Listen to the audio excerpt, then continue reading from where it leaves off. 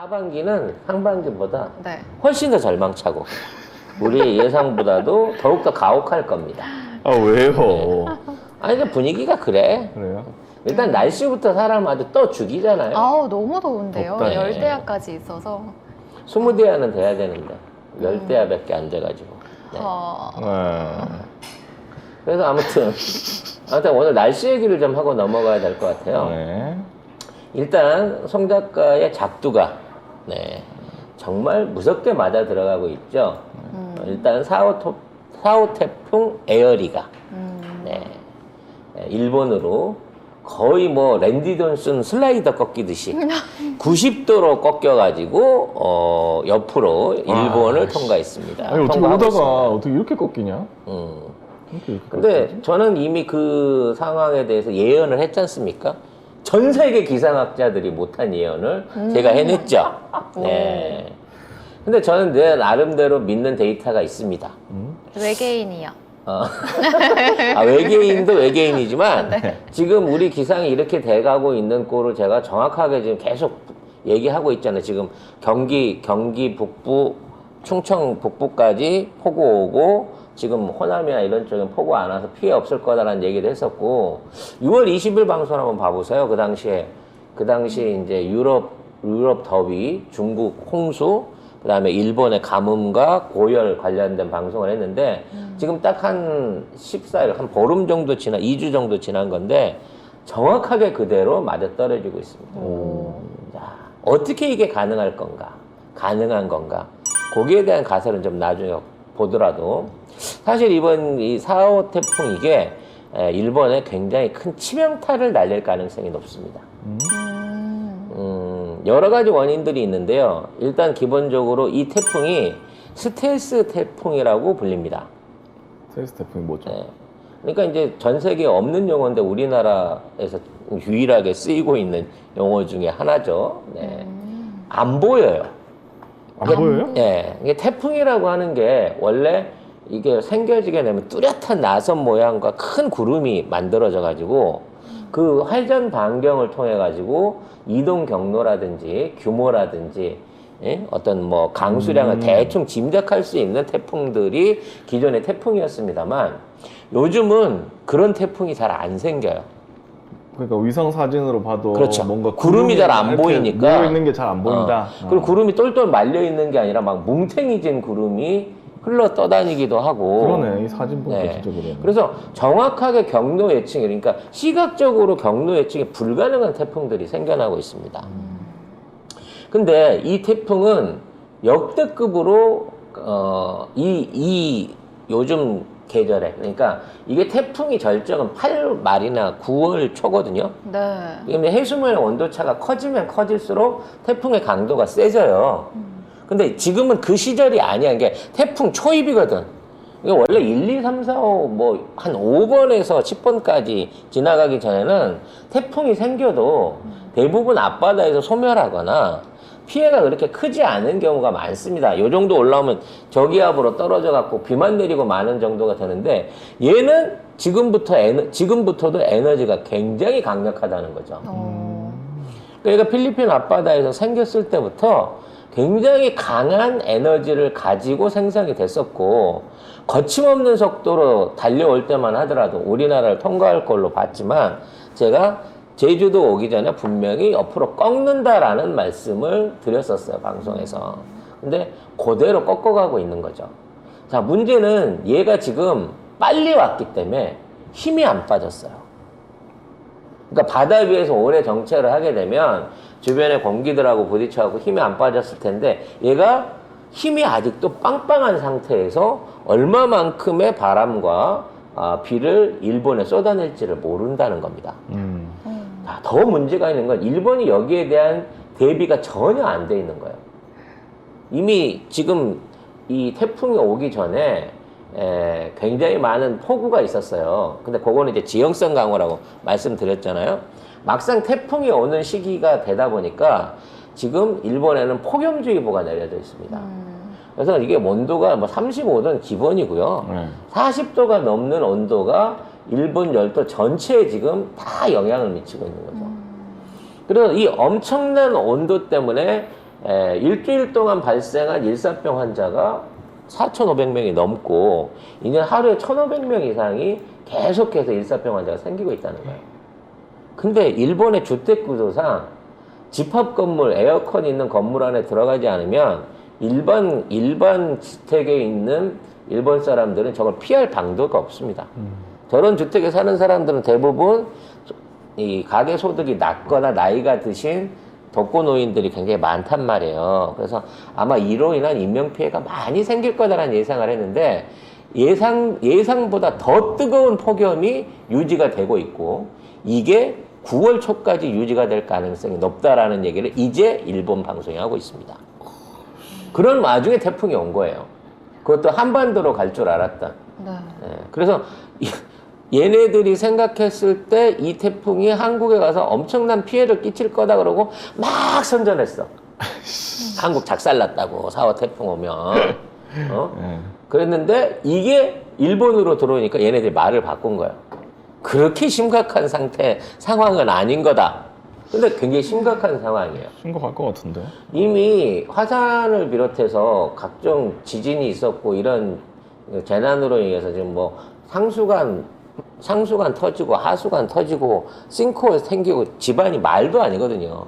그리고 기존에 이제 산이나 이런 둔덕 이런 데도 지금 거의 다 이제 다 말랑말랑해져 있는 상태인 거야. 비가 많이 와서. 근데 이게 35m, 초속 35m에서 50m 되는 폭풍을 같이 동반하고 하는 이런 비가 오게 된다 그러면 이거 일본 남부 지역에 지금 큐슈에 올라가고 오사카 쪽으로 가고 있다는데 이쪽 지역에 엄청난 피해를 입힐 가능성이 높습니다. 근데 더 충격적인 문제가 또 있어요. 또 있어요? 이보다 충격적인 게. 네. 일본은 현재 상황에 대해서 어떠한 예측이나 관찰이나 고지를 할 수 없는 통신 대란에 있습니다. 토요일 날 오후부터 일본에서 일본 2대 통신사인 도요타 자회사야 AU라고 하는 통신사가 통신장애에 들어갔어요.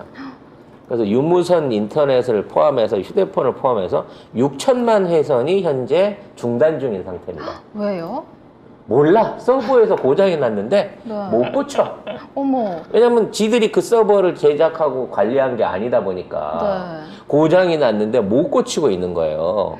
그래서 일단 첫째적으로 태풍에 관련된 얘기를 하자면 이 기상 관측소들이 이 회사의 회선으로 다 연결이 돼 있는데 그중 기상 관측 50% 이상이 그러니까 바다에서부터 이렇게 쭉 바람 불고 뭐 하고 이 기상청에 데이터 센서들이 있을 거 아니야. 네. 이것들이 전부 다 두절이 돼 갖고 현재 바람의 속도가 얼마고 어디로 오고 있고 얼마만큼의 피해를 주고 있는지를 얘네들이 관측을 할 수 없게 된 거예요.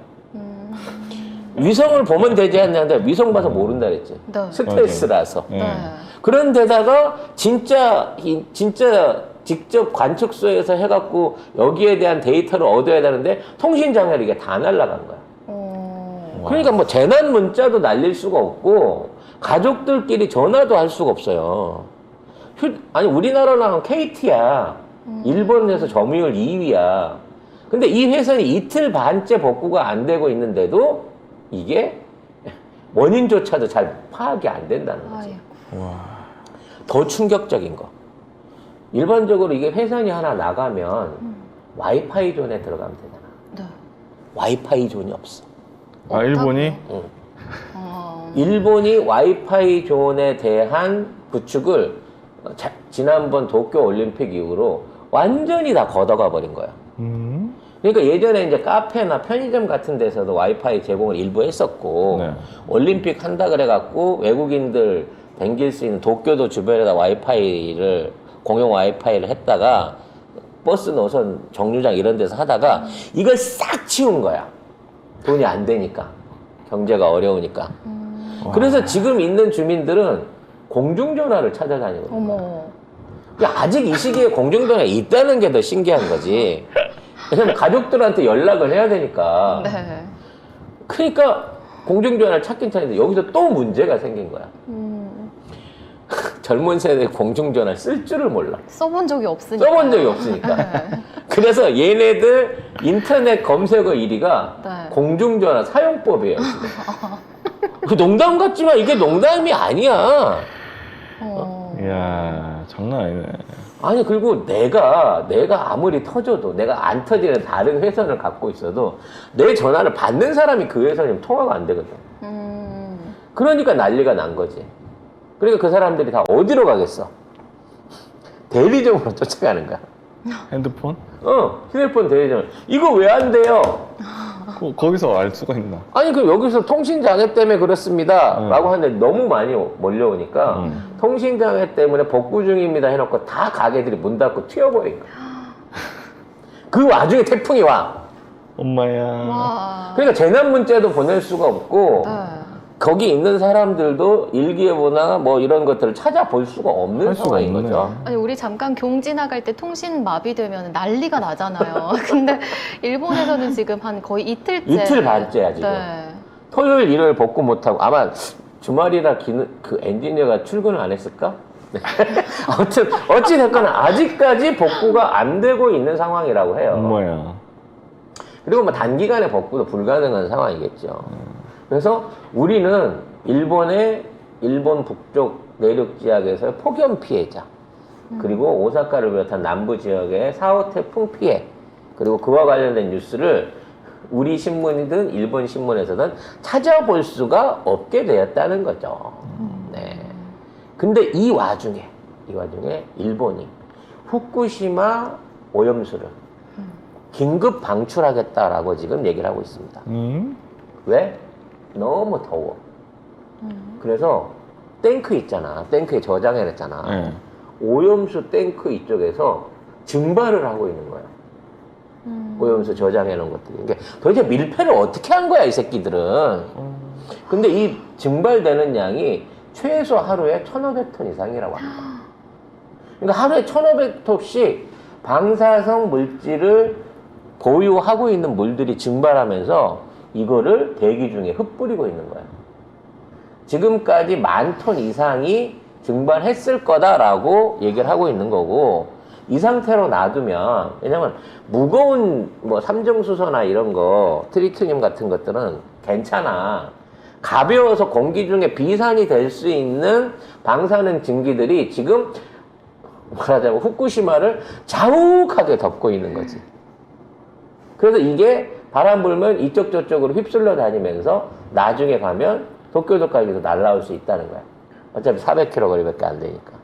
그래서 더 이상 오염수를 1년 후에 방출하려고 했지만 안 되니까 방출해야겠다라고 얘기를 하고 있는 거고, 아마 이 태풍이 지나갈 때 파이프를 열지 않을까라고 하는 불길한 예감도 현재 들고 있습니다. 그에 반해서 우리나라는 다 피하고 있습니다. 일단 태풍도 피했고요. 지난번에 폭우 예상되는 비구름대가 몰려왔을 때도 이 비구름대가 좌우로 갈라지면서 우리 호남 곡창 지역을 피해가지 않았습니까? 이러한 전제로 봤을 때 뭔가 지금 일본과 한반도와 중국 사이의 해상에 일종의 심상치 않은, 지금까지 기상 현상으로 없었던 심상치 않은 기류가 있을 거라고 생각이 되는 거예요. 그래서 이번에도 태풍이 한국 쪽으로 오다가 극커브를 튼다고 했는데, 나는 45도 정도 틀어서 현해탄을 관통할 줄 알았어요. 근데 90도로 틀어버렸어. 그렇네. 이 이유가 무엇일 거냐, 이 부분을 알아야 된다는 거죠. 이거를 제가 설명을 해드리도록 하겠습니다. 자, 일단 기본적으로 태풍의 방향과 편서풍이나 이런 것들은 변한 게 없어요. 달라진 게 뭐냐면 예년에 비해서 바다 온도가 더 높아진 겁니다. 그래서 훨씬 더 강력한 저기압이 생겨요. 더 많은 비구름과 더 많은 상승 고도를 갖고 있는 이러한 저기압들이 생깁니다. 그래서 원래 이게 이제 태풍으로 만들어지게 되면 이러한 저기압들이 모여서 서로 이렇게 합쳐지는 과정에 소용돌이를 만들어 팽이처럼. 그러니까 저기압들이 여기저기 생겨가지고 이렇게 합쳐진단 말이야. 서로 뭉쳐가지고. 네. 그럼 소용돌이가 생기고 그 소용돌이에 따라서 편서풍을 타고 이쪽으로 지나오면서 중국, 대만, 한국, 일본 이런 식으로 각도가 꺾어지게 된다는 거지. 여기까지는 이해할 수 있는 부분인 거야. 네. 근데 지금 우리나라 쪽으로만 안 꺾어져. 이게 어떻게 가능한 거냐라는 부분을 알아야 된다는 거죠. 여기에 가장 중요하게 역할하는 게 해류입니다. 해류. 해류. 네. 어차피 공기는 공기와 공기의 흐름이기 때문에 이거에 영향을 미칠 수 있는 건 기온하고 해류인데 이러한 해류의 영향력 때문에 현재 한반도가 중국과 일본 해협 사이에서 보호받고 있는 거예요. 태풍으로서. 조금 더 구체적으로 이건 제 뇌피셜입니다, 여러분. 어디 가서 저한테 들으셨다 그래야지 기상청에서 얘기해줬다. 나는 무슨 뭐 대학교 박사가 이거 안 돼요. 자, 지금 제가 그동안 쭉 기상 관련해서 중국 남부에 걸친 폭우를 예상할 수 있는 건 뭐냐면 중국 대륙이 너무 뜨거워져 있는 거야. 근데 왜 뜨거워졌냐? 시베리아 고기압이 약해졌기 때문입니다. 시베리아의 한랭한 기운이 약해지다 보니까 옛날에 우리가 말하는 이제 중국의 북부, 베이징 위쪽에 있는 몽고하고 연결되고 시베리아하고 연결되고 있는 이 선은 여름에도 그렇게 덥지가 않았어요. 근데 지금은 거기가 오히려 35도야. 그렇게 되다 보니까 그동안 중국 대륙 안에서 제일 더운 부분이 북부 몽골 이쪽의 사막 지역이거든. 네. 이쪽에서 엄청난 열이 생겨나고 있어요. 그래서 이게 어마어마한 이 열대성 고기압을 만들어내고 여기에서 황사가 엄청나게 만들어졌습니다.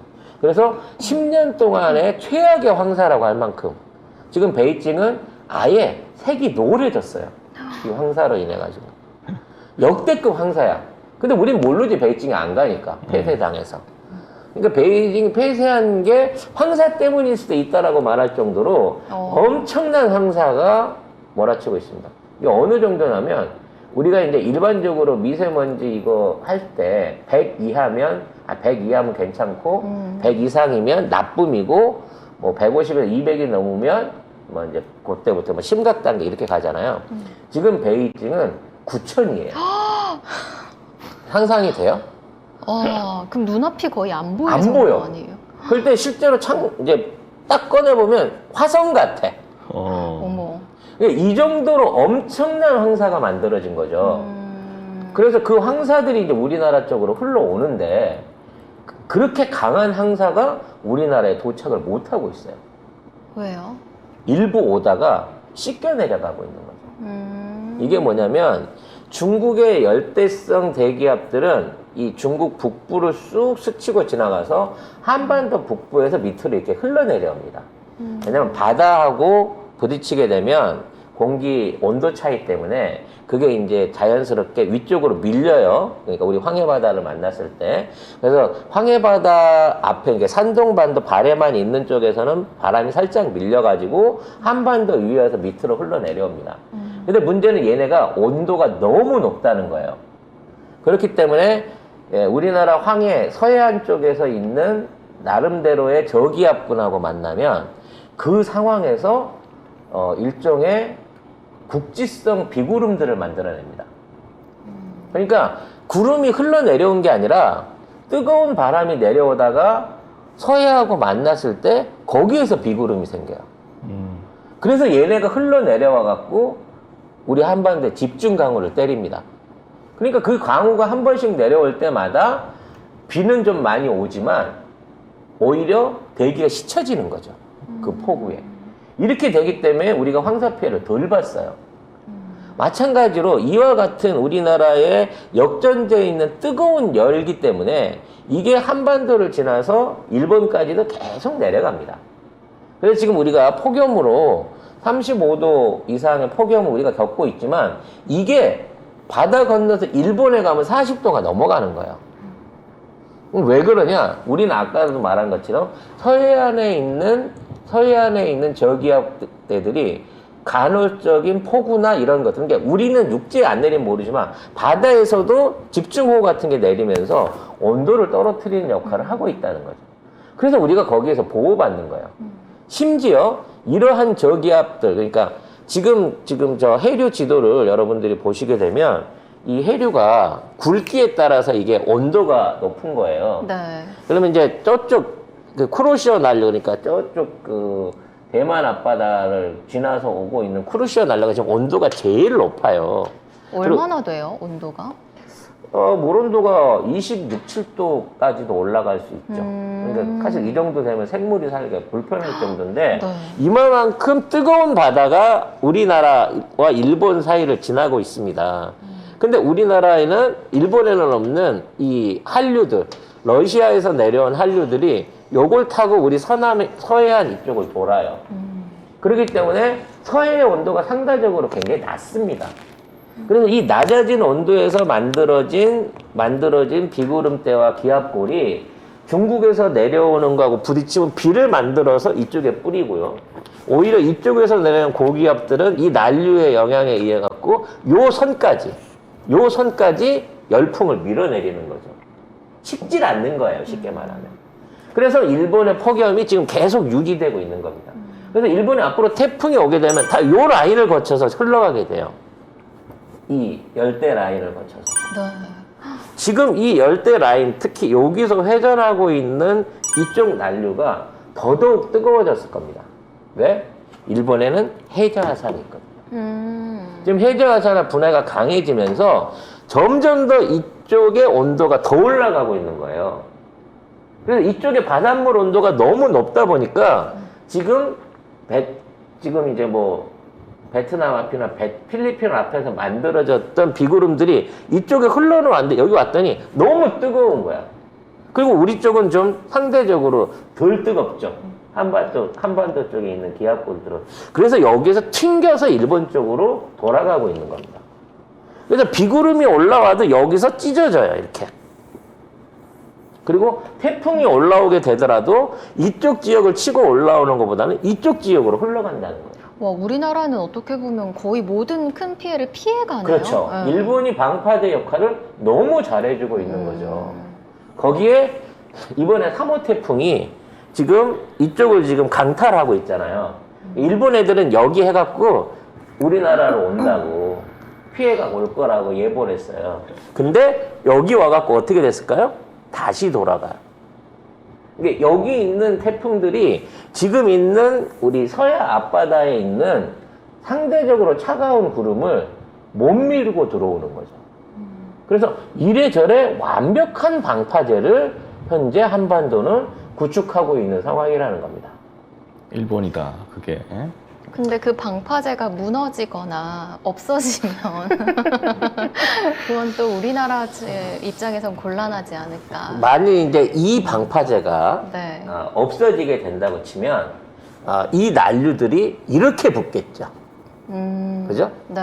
왜냐면 이게 방파제가 없으니까. 네. 그러면 이렇게 되면 여기가 말하자면 일종의 이제 해양성 기후로 바뀌게 되는 거예요. 경남 쪽. 경남 강원 쪽이 강원. 해양성 기후로 바뀌게 되면서 대만이나 지중해 같은 날씨가 될 가능성이 높습니다. 대신 이제 이쪽에서 몰려 들어오는 태풍이라든지 이런 것들은 지금처럼 방파제의 역할을 기대할 수 없게 되겠지만 그런 입장에서 요 밑에 쪽에 남아있는 섬들은 좀 계속 있었으면 좋겠다. 요 위쪽은 뭐 어떻게 돼도 상관없다. 방파제 역할은 좀 해야 되니까. 네. 이거 날씨 얘기하다 너무 길게 얘기를 해버렸네요. 네, 너무 오래 하셨네요. 네. 생각보다 훨씬. 아무튼 이 얘기는 송 작가한테만 들은 겁니다. 네. 네. 하지만 송 작가가 예언했던 날씨는 작년도 그렇고 올해도 그렇고 다 맞아떨어져 가고 있는 거죠. 그래서 여러분 그렇게 생각하시면 돼. 우리가 35도면 일본은 45도다. 좀 위안이 되지 않아요? 이런 무더위를 견디는 데 있어서 훨씬 위안이 되잖아. 네. 네, 참 위안이 되네요. 아무튼 뭐 어떻게 하겠습니까? 여름에 더운 거는 못하지. 네. 네. 그러니까 참고 이겨내야 될 것 같습니다. 자, 여기까지는 대나무 숲이었습니다.